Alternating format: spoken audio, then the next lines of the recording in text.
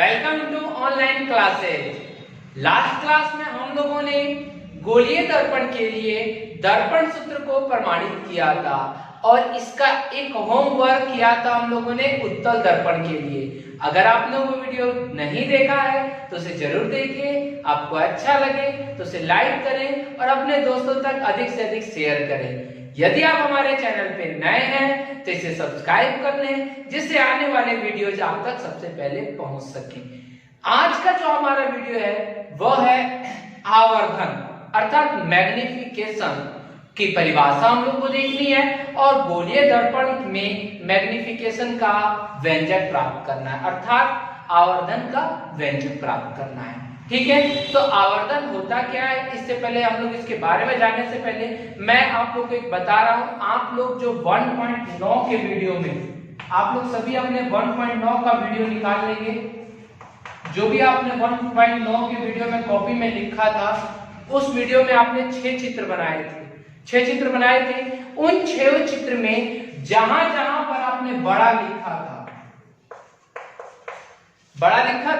बड़ा प्रतिबिंब बन रहा है, तो जो बड़ा होता है बड़ा को ही कहा जाता है आवर्धित। बड़ा को ही क्या कहा जाता है? आवर्धित कहा जाता है। इसीलिए जो भी आप लोग जहां बड़ा लिखे थे उसके ब्रैकेट में आवर्धित लिख लीजिएगा, जिससे आपको आगे याद रहेगा। जैसे क्वेश्चन आ जाता है कि अवतल दर्पण में कब सीधा और आवर्धित प्रतिबिंब बनता है, तो अब सीधा और बड़ा जानते थे, आवर्धित नहीं जानते हैं, तो आवर्धित ब्रैकेट में अभी तुरंत अपने कॉपी में लिख लीजिए, जिससे आप लोग का ये क्लियर रहेगा कि बड़ा ही का मतलब क्या होता है? आवर्धित होता है। जल्दी लिख लीजिए।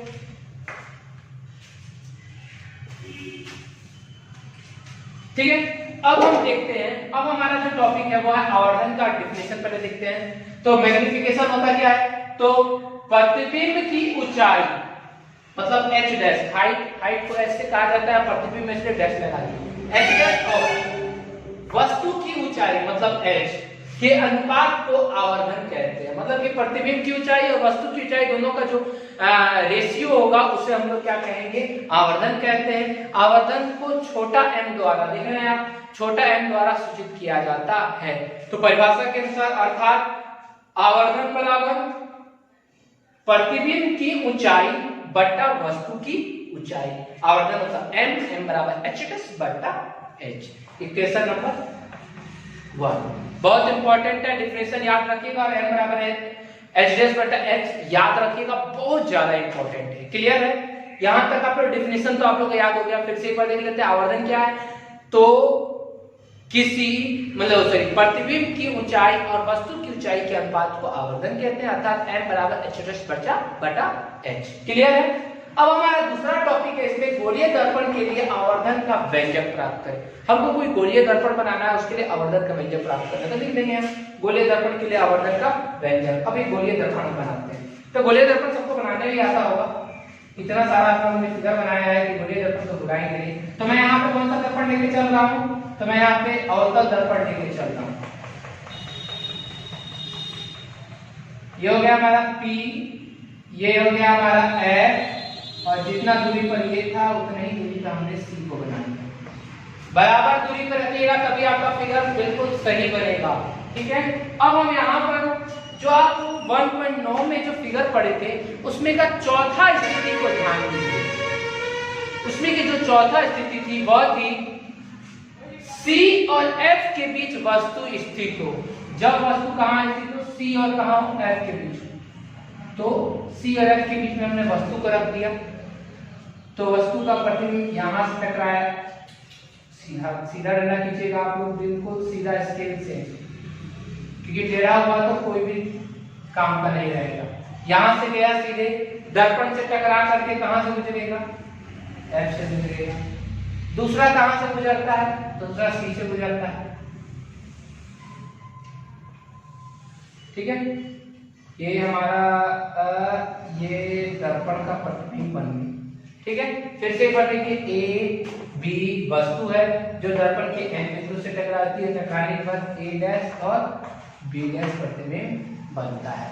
फिर मैंने सिंपल से एक बात बताया था कि जब भी आप गौर करो तो एक काम और कर लेना, P से भी गुजार देना। किससे गुजार देना? P से।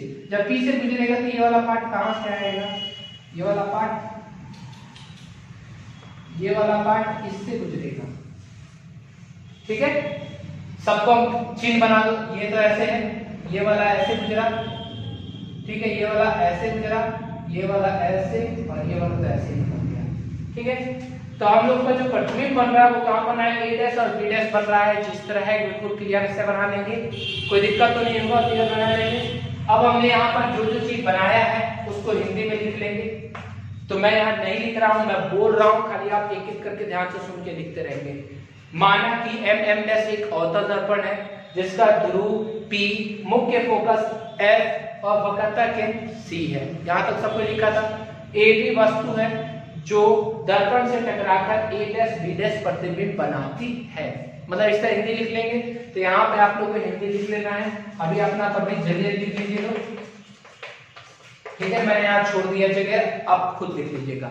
फिर हिंदी लिखने के बाद हम क्या करते हैं, तो हम देखते हैं चित्र से। तो मैं यहाँ पे नीचे लिखूं कि आगे ऊपर लिख लेता हूँ, ठीक है। मैं ऊपर वाला मिटा दे रहा हूँ, चलिए मैं यही लिख देता हूँ। आप याद रखिएगा माना कि के बाद यहाँ पे अब क्या लिखेंगे हम, चित्र से, ठीक है। यहाँ मानक में जरूर लिखिएगा m' एक अवतल दर्पण है, मैं बोल रहा हूँ बार बार लिख लीजिएगा। m' एक अवतल दर्पण है, इसका ध्रुव P, मुख्य फोकस F और वक्रता केंद्र C है। AB वस्तु है जो दर्पण से टकरा करके a' b' प्रतिबिंब बनाती है, आवर्धित प्रतिबिंब बनाती है। आवर्धित मतलब बड़ा बड़ा बना रहा है तो आवर्धित प्रतिबिंब बनाती है, ऐसे लिख सकते हैं, ठीक है।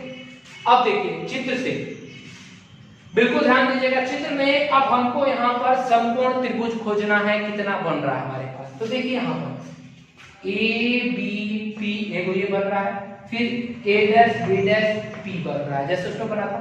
फिर और क्या बन रहा है, ABC बन रहा है, a' b' C बन रहा है, यही सब बन रहा है।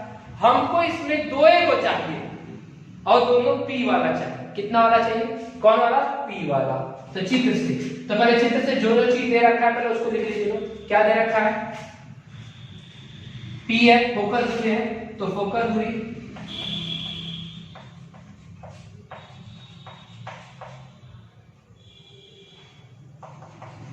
PF बराबर माइनस f हो जाएगा, है ना। PF बराबर क्या हो जाएगा, माइनस f। फिर क्या है, PC वक्रता त्रिज्या, वक्रता त्रिज्या PC बराबर माइनस का हो जाएगा। फिर क्या है,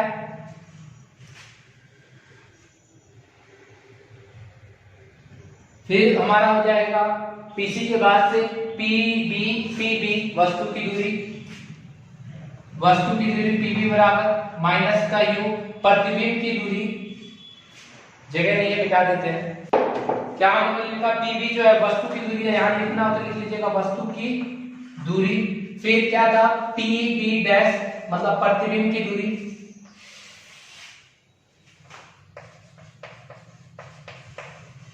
प्रतिबिंब की दूरी क्या हो जाएगा, PB' जिसका मान हो जाएगा माइनस का B, माइनस लिखा जाए तो ठीक है। फिर आप और देख रहे हैं ये वस्तु की ऊंचाई है, इसमें अब दो चीज और नया जुड़ रहा है, वस्तु की ऊंचाई।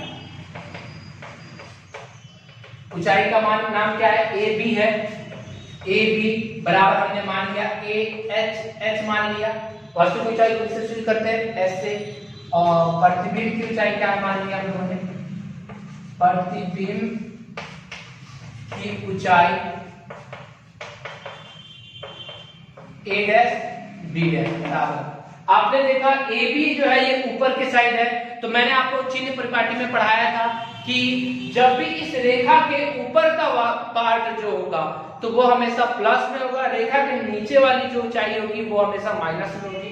तो ये तो प्लस में हो गया, ये किस में हो गया, माइनस में। a' b' का मान हो गया माइनस का h'।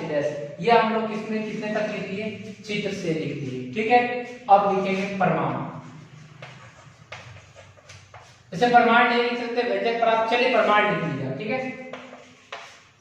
प्रमाण में क्या लिखेंगे, हमको दो त्रिभुज का काम है, मैंने बोला दो समकोण त्रिभुज का काम है। तो एक त्रिभुज होगा ABP और एक होगा a' b' P होगा, यही दोनों त्रिभुज का काम है, ठीक है। अब आप थोड़ा सा एक बात याद रखिए, अभी आपने फॉर्मूला पढ़ा था उसमें हम लोगों ने m बराबर h' बटा x पढ़ा था, तो ऊपर प्रतिबिंब पढ़ा था, नीचे ये पढ़ा था। तो हम लोग ये प्रतिबिंब वाला जो त्रिभुज होगा उसको आगे लिखेंगे और बिना वस्तु वाले त्रिभुज को पीछे लिखेंगे। अर्थात त्रिभुज ए डैश बी डैश ए डैश बी डैश पी समरूप त्रिभुज ए बी पी। क्लियर? दोनों त्रिभुज का तो हमने पढ़ा है कि जब दो त्रिभुज समरूप होते हैं तो इनकी भुजाएं क्या होती है? अनुपातिक होती है। तो अनुपातिक मतलब बट्टा में कर देंगे ए डैश बी डैश, इसकी ऊंचाई बट्टा इसकी ऊंचाई क्या हो जाएगी? ए बी बराबर इसका जो नीचे का आधार क्या है? आधार बी डैश पी है और इसका आधार क्या है? तो इसका आधार है बी पी। या आपको मैंने पीछे का ट्रिक बताया था। ट्रिक क्या था? आगे का दो अक्षर, पीछे का इस वाले का आगे का दो अक्षर, फिर पीछे का दो अक्षर, इस वाले का पीछे का दो अक्षर, बट्टा में कर दीजिए, आंसर हो जाएगा। ठीक है, यहां तक आप लोग का हो गया। अब यहाँ पे हम सबका मान रखेंगे। ए डैश बी डैश, ए डैश बी डैश का मान हम लोगों ने यहाँ लिखा है माइनस का एच डैश, ए बी का मान प्लस का एच, बी डैश पी का मान बी डैश पी का मान माइनस का बी और बीपी का मान, तो बीपी का मान कितना है? माइनस का यू एच सॉरी माइनस का एच डैश है, माइनस से ये वाला माइनस कट जाएगा, प्लस क्या बचा? एच डैश बट्टा एच बराबर, अब इसी तरह हटा देते हैं, क्या बचा?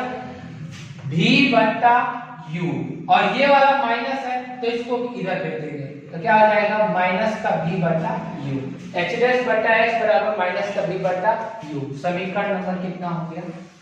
2। समीकरण नंबर कितना हो गया? 2। अब अपने समीकरण 1 पढ़ा था, परिभाषा में पढ़ा था, 1 क्या पढ़ा था? तो m बराबर एच डैश बट्टा एच पढ़ा था। तो लिखेंगे समीकरण 1 और 2 से। तो समीकरण 1 में क्या पढ़ा था हमने? m बराबर एच डैश बट्टा एच बराबर क्या हो जाएगा? माइनस बी बट्टा यू। यही इसका व्यंजक है, लिख देंगे। यही गोलीय दर्पण में आवर्धन का व्यंजक है, यहां लिख देंगे यही गोलीय दर्पण में आवर्धन का व्यंजक है। मतलब बहुत इंपॉर्टेंट क्वेश्चन है ये, वेरी वेरी इंपॉर्टेंट, 1 नंबर का क्वेश्चन है, याद रखिएगा।